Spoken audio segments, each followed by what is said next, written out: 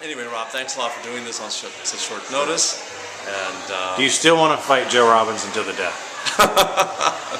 No, but I will play him in one-on-one. You know, was he really a ball player in college? Or? No, he was not a ball player in college. I thought he was. It sounded like he is. His girlfriend played a little bit in college. You think you could take Joe one-on-one in basketball? Well, I was a little afraid because I thought that he was saying that he used to play. No, he did not play in college. At Maryland too, you know. No, he did not play for Gary Williams or Lefty Driesell. Yeah, let's do it for charity. Let's sell tickets. And how's the dunking going? Can you give us a little jump? Yeah, well, it's still all right.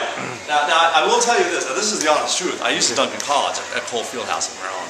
I haven't been able to do it in a long time, but I hooked up with a coach, and I'm trying to get up there again. And it's more to.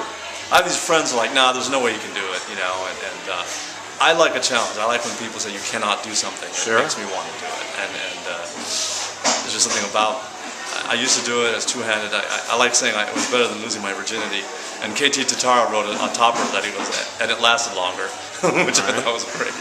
Always telling jokes, says Dan Nainan. That's right. So, did things get cleared up with the reporter and the incident at the Improv? Oh yeah. Well, that was a lesson.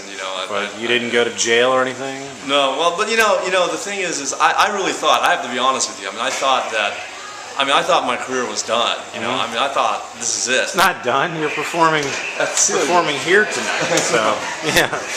Here's your ticket. Thank you so much, man. Really, thank you. I have to tell you this 50-50 thing.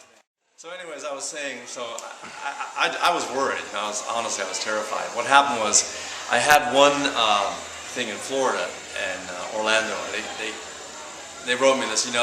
We heard about what happened, and we have some corporate sponsors, and we're really worried about that. So, we're going to have to cancel on you, right? And of course, I had the 50% deposit, and I said, hey, first of all, hasn't gone to court or anything, and I'm innocent until proven guilty. Charges will probably be dropped, and I think it'd still be a great show. I wrote them a very nice letter. Right. And they wrote back and said, all right, yeah, we decided to have you, and it was a great show. And, were the charges dropped? Yes. And so. Did you settle out of court? No. I tried getting a hold of the reporter multiple times, but for whatever reason. What would you say to him right now? I would just say, there's no excuse for violence. I've just sort of had. I'm basically a nice guy, but I just had, problem with temper, and I would just tell him, look, it should not have happened, and I apologize, and I learned a lesson from that. It's not to be quick to temper, as much, and obviously haven't gotten to where I want to be yet, but so you keep sending us emails regarding your hatred for J.L. Covan. Well, yeah, he's a special case. It's really weird. It's an interesting case. I have a friend who worked with him a few weeks ago, and he headlined a JL feature. He said, JL's a perfectly nice guy. He seemed like a really nice guy. I think I met him once. I'm not sure, but I think I'll say this. I think when people are online and behind email and chat, I think. And I'm guilty as well. I think we just tend to be a lot more, vicious than I would say that you've been pretty vicious in person. Yeah. You've said multiple emails that I'm a failure and I'm a drug addict and alcoholic. And yeah, it's gone both ways. Look, that podcast that you guys put up. Literally, the only thing that was true on there was that my club was closed after a weekend. That was the only thing that was true, and I can take that point by point and show you this is not true. This is. Do you want to come on the show? Possibly, yeah. Okay, because you said you come in the chat often. You admit that, correct? Yeah, I've been on the chat. So you're available, obviously. Yeah. Not. I have to fly out of the country tomorrow to do a program. Okay, I realize. But one of these days I will do that. But I will say this is there's two sides to every story, and like many other people, we tend to be more. And JL, I guess it's true for JL, because, I guess in person he's a really, really nice guy. But I don't know, there's something when we get behind the screen. So you think you've taken it too far?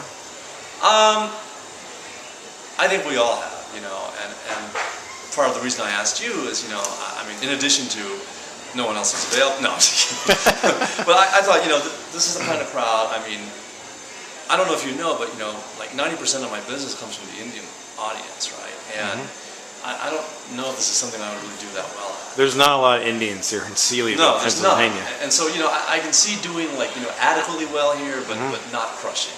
And that's part of why I asked you. And I thought, there was a million comedians. I don't know if you saw the email going out from Kurt. There's a million comedians that wanted to do this. And I thought, why don't I ask Rob first? I know Rob could probably do mostly clean. And, Who's sent this email? Kurt Shackelford. This is a Kurt Shackelford gig? No. I emailed Kurt saying, hey, can you find I got you. me a clean? And he had suggested somebody else, and we went back and forth, and he wasn't available. And then I sent it last few days ago, and Kurt sent it to like everybody. I mean, I heard from bookers at like innovative artists. I mean, I heard from big name bookers and this gig. And so I thought, let me call Rob and see. Well, thank you. I was shocked. I didn't think you would. Well, I didn't know if you were setting me up. I thought you might be trying to kill me. As you said, if you want to call the guy, make sure. I mean, I did. I don't blame you. Well, that's smart. Who wouldn't? Yeah. Now, you said in an email that you called America's Got Talent after my audition, and said that I said more than I was supposed to say on the podcast. Yeah. In hopes of getting me off the show. No, I did not do that. Okay, but you did say that you did. I know, but you guys said you didn't really do that. No, and you guys said you called Australia, and that turned out not to be true. Okay. So. I think we tried to call Australia. Yeah. Well, then, I called them. I emailed them and said, no, we didn't hear from anybody. Okay, these guys are just saying. Okay, I can't remember, to be honest. All right. What's that? I said honestly, I can't remember, to be honest. Yeah, so I mean, I don't know. We can all improve ourselves. And do you want to clear up the age thing? Because I realize that you want to skew younger for comedy and for entertainment, and people lie all the time about their age. But how old do I look to you? I mean, you don't look 32.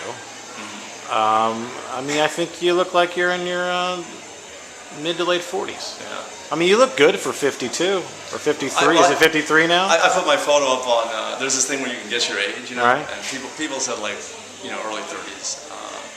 But let's talk about that off camera. So you say you just had a birthday? I have one coming up. Okay. Yeah. You'll be turning 33 then. I'll be turning 33. Yes. Okay. All right. So. Let me see. Any more questions? Are you going to stop? What does Rob do for a living? I'm curious. What do I do for a living? I mean, Joe. What does Joe do for a living? Nothing exciting. He works for government, Social Security Administration. Yeah. So, are you going to stop sending me emails in the night calling me a failure and a loser, saying you're better than me? I mean, like I said, I mean, remember how this all started?